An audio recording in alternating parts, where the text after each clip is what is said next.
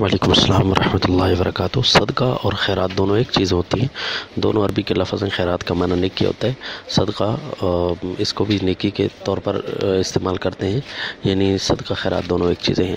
تو یہ آپ غریب کو دیتے ہیں تو، اور مسلمان غریب کو تو یہ صدقہ ہوتا ہے۔ اگر غیر مسلم غریب ہو تو یہ اس کے لیے تحفہ ہوتا ہے، اور مسلمان امیر ہو تب بھی اس کے لیے تحفہ ہوتا ہے، جسے ہم ہدیہ بھی کہتے ہیں۔ تو غریب وہ ہوتا ہے جس پر قربانی واجب نہیں ہوتی، اور قربانی اس پر واجب نہیں ہوتی جس کے پاس گھر کا زائد سامان اتنا نہ ہو کہ جس سے جو ہے نا 30 سے 35 ہزار روپے یعنی اس کے پاس ہو، یعنی جس سے وہ 52.5 تولے چاندی خرید سکتا ہو۔ اگر اتنی رقم اس کے پاس زائد نہیں ہے تو یوں سمجھیے کہ وہ غریب ہے، اور جو غریب ہوتا ہے تو اس کو آپ باقاعدہ صدقہ خیرات دے سکتے ہیں، اور ان کو زکوٰۃ بھی آپ دے سکتے ہیں۔ تو یہ غریب کیا کام ہے۔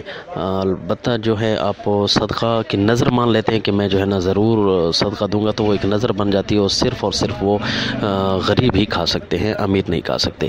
اگر آپ کوئی چیز ویسے پکا لیتے ہیں، نظر نہیں مانی کہ بس جو ہے نا فرض کرو ایک دیگ پکا لیتا ہوں یا ایک بکرا ہے جو ذبح کر کے میں صدقہ کرتا ہوں، تو جو آپ کھا گئے وہ آپ کا اپنا ہوا، جو آپ نے امیروں کو کھلا دیا، دوستوں کو کھلا دیا تو وہ تحفہ ہوا، اور جو آپ نے غریبوں کو کھلا دیا تو وہ صدقہ بن جائے گا۔ بہرحال تحفہ کے الگ ثواب ہیں اور صدقہ خیرات کے الگ ثواب ہیں، دونوں کرنے چاہیے۔